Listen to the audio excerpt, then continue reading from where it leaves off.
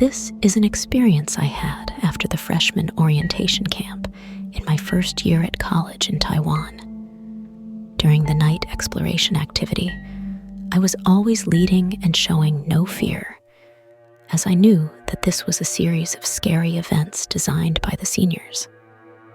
Therefore, when we set off that evening, I was at the front of the team, full of enthusiasm, and even easily solved the challenges set by the seniors, leading my team to pass smoothly. I thought, is this night exploration so unchallenging? Is this supposed to scare me? Just as we were crossing the intersection of a field and a forest, next to a rather deep drainage ditch, a senior dressed as a ghost jumped out to scare us. As the first person in the team, I was startled and started screaming. It was the moment I truly felt terrified. Just like what people say, I felt like I was scared out of my wits. At that moment, I really thought I had experienced so-called soul startling. After that, we finished the night exploration, and the next day's welcoming activities ended smoothly. There were no other anomalies or discomfort. About 1 or 2 weeks after the orientation camp ended, I spent the weekend with my father, who teaches in Taowan City in Taiwan. That night, we each slept in different rooms. I was in the smaller room, and my father was in the master bedroom. On Saturday night, I fell asleep quickly, but in the middle of the night, I suddenly woke up feeling like something was destined to happen. It was then that I noticed, out of the corner of my eye, a white shadow appeared in the corner of the room. This white shadow was very large, almost extending from the floor to the ceiling. I couldn't determine what it was. Fortunately, it did not have specific hands, legs, or facial contours. This might be what I was thankful for. But I could feel it just looking at me as I was at it. My neck kept breaking out in cold sweat, and I dared not move a muscle. As I was considering what to do, the white shadow actually tilted towards me, slowly, like Michael Jackson's dance move, leaning forward at a 45-degree angle. Right then, courage surged from somewhere within me. I stretched out my left leg, trying to stop it from tilting further. Right when it was around 30 degrees from me, it stopped. It was good it didn't have any concrete features. Else I would have been completely petrified. Then, it slowly drifted from my left side to the back of my right head, until it slowly left my field of vision, disappeared. I was stiffened in bed, full of doubts in my mind. What on earth was that? Did I really see all this with my eyes wide open?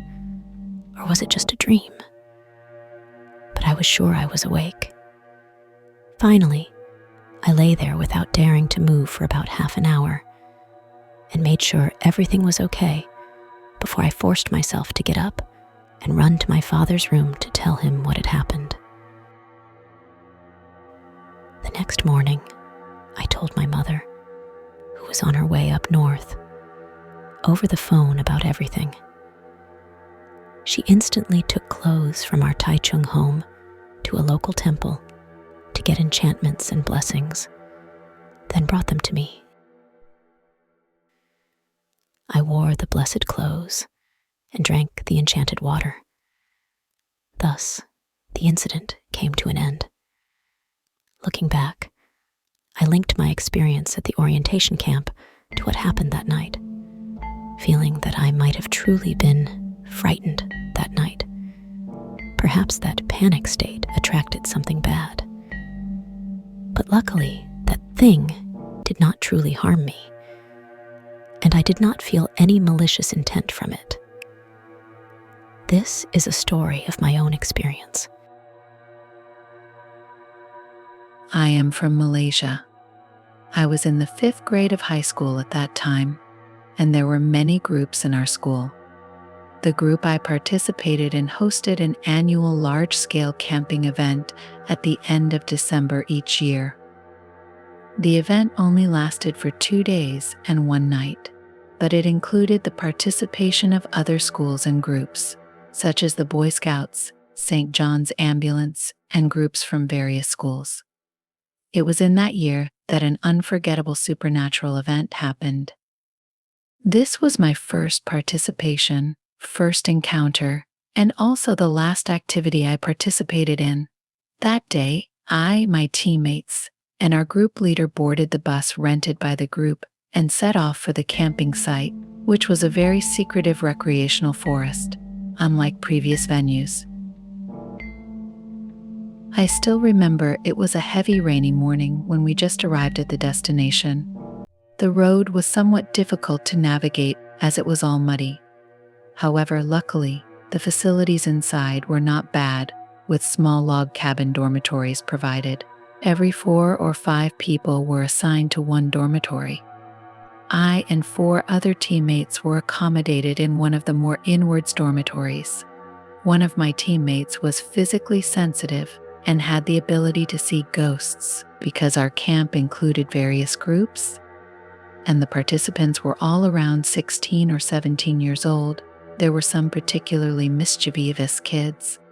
After we unpacked our luggage, we commenced today's team activities, which inevitably involved stimulating and enjoyable outdoor activities and games. In the middle of the activities, a group of people committed a taboo in the forest. They swore all over the place and even shouted vulgar words. Shortly after, one of the team members was inexplicably cut by glass on the sole of his foot, causing a lot of bleeding. Fortunately, after stopping the bleeding, and with disinfection and bandaging, it was nothing serious except for a long scar on the sole of the foot. After having dinner at 7 o'clock that night, I and the teammate with the ability to see ghosts stayed back to look after the dormitory, while the rest of the teammates went to prepare for the night exploration activity and sharing session at 10 o'clock. My ghost-seeing friend and I went to the same school and were best friends who shared everything. At the time, I was facing away from the door. However, just as we were halfway through our chat, she suddenly felt uncomfortable with dizziness and felt a bit nauseous.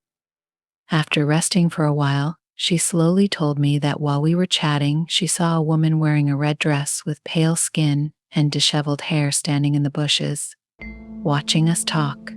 Her intuition told her that woman was definitely not a normal person, and her body started to feel uncomfortable afterwards. While listening to her description, the image of that woman's appearance suddenly surfaced in my mind, and I had goosebumps all over. When it finally reached 10 o'clock at night, the night tour activity started.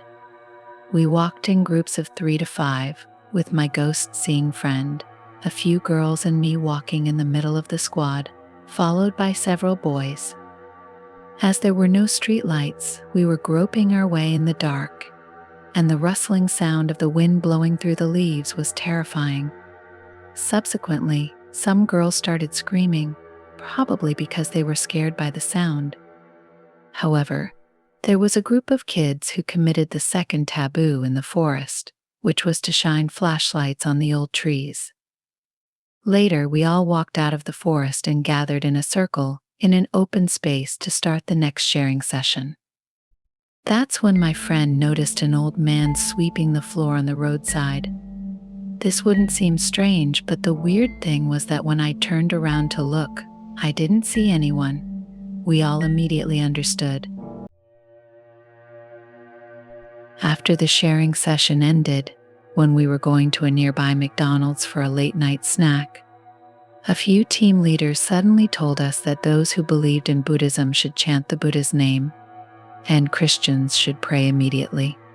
We all cooperated actively, but we were still confused and didn't know what was going on. When we were wondering, several school teachers came into the fast food restaurant supporting a girl. When we saw that girl, we found that her face was very pale, bloodless, and she was even walking weakly. She was energetic just a moment ago, but now she seemed like a completely different person. We later heard that she was possessed by a ghost and had lost consciousness, apparently because she was on her period and had violated the taboo. That was why the unfortunate incident happened. Fortunately, we had team leaders who were versed in certain ways, and they managed to solve the problem. That night, we didn't sleep well and couldn't wait until the next day when the activity ended. After returning home, I crashed and slept soundly. However, this sequence of events enlightened me that even if we cannot see them, we should have a sense of reverence. Perhaps we offended the mountain god and tree spirits there that day. If you want to see my videos faster, please like and subscribe to my channel and press the bell icon to get new video updates.